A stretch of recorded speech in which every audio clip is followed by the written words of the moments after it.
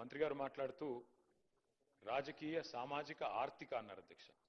నాకు తెలిసినంత వరకు ఈ బిల్లులో కేవలం రాజకీయ అవకాశాలకు సంబంధించే ఉంది తప్ప ఇందులో మరి సబ్ ప్లాన్ పెట్టి కనీస డబ్బులు ఇచ్చినట్టయితే లేదా మీరు బీసీ డిక్లరేషన్లో చెప్పినట్టు మిగతా ఆర్థికపరమైన అంశాలు ఏమైనా ఉన్నాయని చూశారు అధ్యక్ష. బిల్లు అయితే ఏం లేవు.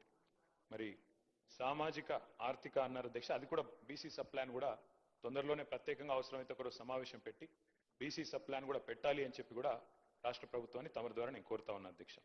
అయితే అధ్యక్ష, ఈ సందర్భంగా మా పెద్దలు, మా గౌరవ మాజీ మంత్రివర్యులు, బలహీన వర్గాల సంక్షేమ శాఖకు మంత్రిగా పనిచేసిన గంగుల కమలాకర్ గారు చాలా విషయాలు చెప్పారు. న్యాయపరమైన శాస్త్రీయంగా చేయండి, న్యాయపరమైన చిక్కులు లేకుండా చేయండి అని వారు చాలా విషయాలు చెప్పారు అధ్యక్ష. దాంతోపాటు ఇంకా ఒక 2-3 అంశాలు మా పార్టీ తరఫున, ఎందుకంటే మున్సిపల్ చట్టాన్ని సవరిస్తున్నప్పుడు వారు మాట్లాడారు. పంచాయతీరాజ్ మంత్రిగా నేను గతంలో కొంతకాలం పనిచేశాను అధ్యక్ష. కాబట్టి నా అనుభవంతో వారికి కొన్ని సలహాలు సూచనలు కూడా నేను చేయాలనుకుంటా ఉన్నా అధ్యక్ష.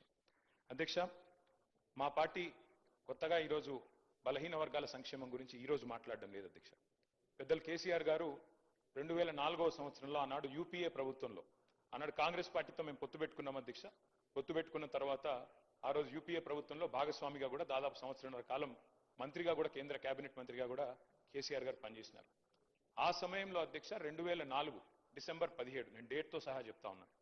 ఆ రోజు కేసీఆర్ గారు ఇక్కడ తెలంగాణ నుండి, ఆనాడు ఆంధ్రప్రదేశ్ నుండి మన బలహీన వర్గాల సంక్షేమ నాయకులు ఎవరైతే ఉన్నారో, బీసీ సంక్షేమ సంఘం జాతీయ అధ్యక్షుడిగా ఉన్న ఆర్ కృష్ణయ్య గారిని, వారి ప్రతినిధి బృందం మొత్తాన్ని కూడా ఆ రోజు ప్రధానమంత్రి మన్మోహన్ సింగ్ గారికి ఫోన్ చేసి, వారి కార్యాలయానికి ఫోన్ చేసి అపాయింట్మెంట్ తీసుకొని, సార్ బలహీన వర్గాల సంక్షేమం మీద మాట్లాడాలి, మీరు కొద్దిగా సమయం ఇవ్వండి, ఏదో మెమరాండం ఇచ్చి 5 నిమిషాల్లో పోవడానికి కాదు, మాకు కొద్దిగా సమయం కావాలి అంటే ప్రధానమంత్రి మన్మోహన్ సింగ్ గారు కూడా టైం ఇచ్చినారు అధ్యక్ష.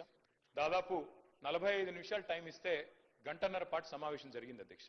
ఈరోజు మన బీసీ కమిషన్ మాజీ చైర్మన్ గా ఉన్న వకులాభరణం కృష్ణమోహన్ రావు గారు కూడా అందులో ఉన్నారు, ఆ ప్రతినిధి బృందంలో. అట్లాగే ఆర్ కృష్ణయ్య గారు, వీరందరూ కూడా ఉన్నారు.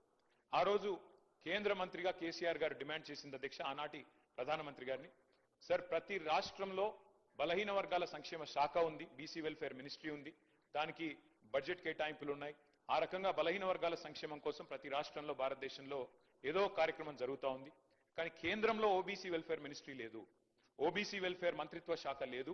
పెడితే చాలా బాగుంటుంది. అప్పుడు ఏమవుతుందంటే అనుసంధానం చేసుకుని ఓబీసీ అక్కడ కేంద్రంలో ఉన్న మంత్రిత్వ శాఖ, రాష్ట్రంలో ఉండే మంత్రిత్వ శాఖలు కలిసి పనిచేస్తే మరింత మేలు చేయవచ్చు, ఓబీసీ మంత్రిత్వ శాఖ పెట్టండి అని మొట్టమొదటిసారిగా భారతదేశంలో మరి ఒక కేంద్ర మంత్రిగా ప్రధానమంత్రి గారి దృష్టికి తీసుకుపోయిన నాయకుడు మా నాయకుడు కేసీఆర్ గారు అనే మాట నేను మీకు గుర్తు చేస్తా ఉన్నాను అధ్యక్ష. అట్లాగే అధ్యక్ష, పార్టీ పెట్టిన కొత్తలోనే బీసీ పాలసీ తెచ్చి కొంత మరి మా పార్టీ విధానాల్లోనే బీసీ పాలసీ అంటూ తీసుకొచ్చింది కూడా ఆనాడు టీఆర్ఎస్ అధ్యక్ష. రాష్ట్రం ఏర్పడ్డది అధ్యక్ష. చాలా మంది పెద్దలు చెప్తా ఉంటారు, కేసీఆర్ గారి నాయకత్వంలో ప్రజా ఉద్యమం నిర్మాణం జరిగింది, అందులో అందరం కూడా పాల్గొన్నాం. ఈ హౌస్ లో ఉన్న వాళ్ళలో కూడా చాలా మంది ఉన్నాం. అందులో భాగంగానే ఆనాడు పార్టీలకు అతీతంగా పోరాడితే అల్టిమేట్ గా తెలంగాణ సిద్ధించింది. తెలంగాణ వచ్చిన తర్వాత అధ్యక్ష 2014లో మొట్టమొదటిసారి ఇక్కడ శాసనసభ కొలువు తీరిన తర్వాత తమరు కూర్చున్న స్థానంలో అధ్యక్ష, అక్కడ కూర్చున్నది సిరికొండ మధుసూనాచారి గారు, బలహీన వర్గాల బిడ్డ స్పీకర్ గా. ఇక్కడ కౌన్సిల్లో శ్రీ కనకమామిడి స్వామి గౌడ్ గారు, అక్కడ చైర్మన్ గా స్వామి గౌడ్ గారు, ఇక్కడ మొట్టమొదటి స్పీకర్ గా మరి మధుసూనాచారి గారిని కూడా చేసుకున్నది ఆనాడు టీఆర్ఎస్ ప్రభుత్వం అధ్యక్ష. అట్లాగే ఫస్ట్ టైం అధ్యక్ష చరిత్రలో, ఉమ్మడి ఆంధ్రప్రదేశ్ చరిత్రలో, ఇందాక పాయల్ శంకర్ గారు మాట్లాడుతూ అన్నారు అడ్వకేట్ జనరల్ ఎన్నడూ కాలేదు అని, దాన్ని కూడా మార్చి తిరగరాసి మొట్టమొదటి అడ్వకేట్ జనరల్ బలహీన వర్గాల బిడ్డను చేసింది కూడా కేసీఆర్ గారి ప్రభుత్వం. బిఎస్ ప్రసాద్ గారు, వారిని ఆనాడు మొట్టమొదటి ఏజీగా నియమించింది కూడా కేసీఆర్ గారి ప్రభుత్వం అధ్యక్ష. ఇందాక కొంతమంది మిత్రులు మాట్లాడితే ఇంకేదో అన్నారు, నేను దాని జోలికి ఎక్కువ పోను. కానీ ఇవాళ కూడా మా పార్టీకి 3 ప్రోటోకాల్ పొజిషన్లు ఉన్నాయి సార్ రాష్ట్రంలో.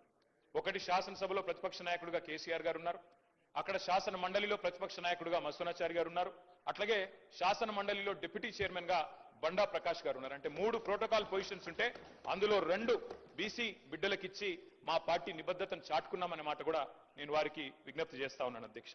అట్లాగే అధ్యక్ష, మా ప్రభుత్వం ఉన్నప్పుడు చట్టసభల్లో మేము 2 సార్లు తీర్మానం చేసాం అధ్యక్ష. ఇక్కడ శాసనసభలో, అక్కడ శాసన మండలిలో 2 తీర్మానాలు చేసి పంపించినాం ఏకగ్రీవంగా. ఆ రోజు కాంగ్రెస్ పార్టీ కూడా మాకు మద్దతు పలికింది.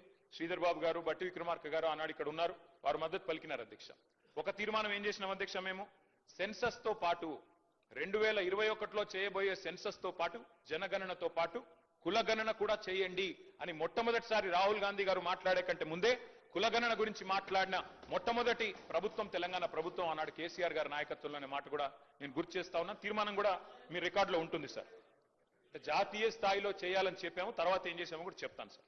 అట్లాగే చట్టసభల్లో కూడా రిజర్వేషన్లు ఇవ్వండి, బలహీన వర్గాలకి శాసనసభలో అదేవిధంగా శాసన మండలిలో పార్లమెంట్ లో కూడా ఓబీసీ రిజర్వేషన్లు తెండి అని చెప్పి కూడా మరొక తీర్మానం కూడా చేసి ఇదే హౌస్ నుండి మనం పంపించాము. కాపీలు ఎల్ఏ మినిస్టర్ గారి దగ్గర కూడా ఉంటాయి అధ్యక్ష, సెక్రటరీ గారి దగ్గర ఉంటాయి, కావాలంటే చూసుకోవచ్చు అధ్యక్ష. అట్లాగే ఆనాడు ఇప్పుడు పెద్దలు మంత్రి గారు మాట్లాడుతూ ఒక మాట అన్నారు అధ్యక్ష, సీలింగ్ పెట్టారు అని. అధ్యక్ష నేను దయచేసి నేను ఇది రాజకీయం కోసం మాట్లాడలేదు, కానీ కొన్ని విషయాలు ఎందుకంటే తప్పుదో పట్టించకూడదు అధ్యక్ష, ప్రజల్ని కానీ సభ్యుల్ని కానీ తప్పుదో పట్టించకూడదు. ఆ రోజు కమలాకర్ గారు కొంత మాట మాత్రంగా చెప్పే ప్రయత్నం చేసినారు. ఆ రోజు కాంగ్రెస్ ప్రభుత్వం ఆనాడు ఉమ్మడి ఆంధ్రప్రదేశ్లో ఉన్నప్పుడు, కిరణ్ కుమార్ రెడ్డి గారు ముఖ్యమంత్రిగా ఉన్నప్పుడు, ఆ రోజు ఈ చట్టం ఏదైతే ఉందో ఉమ్మడి ఆంధ్రప్రదేశ్లో పంచాయతీరాజ్ చట్టం కానీ మున్సిపల్ చట్టం కానీ వారు తెచ్చారు అధ్యక్ష.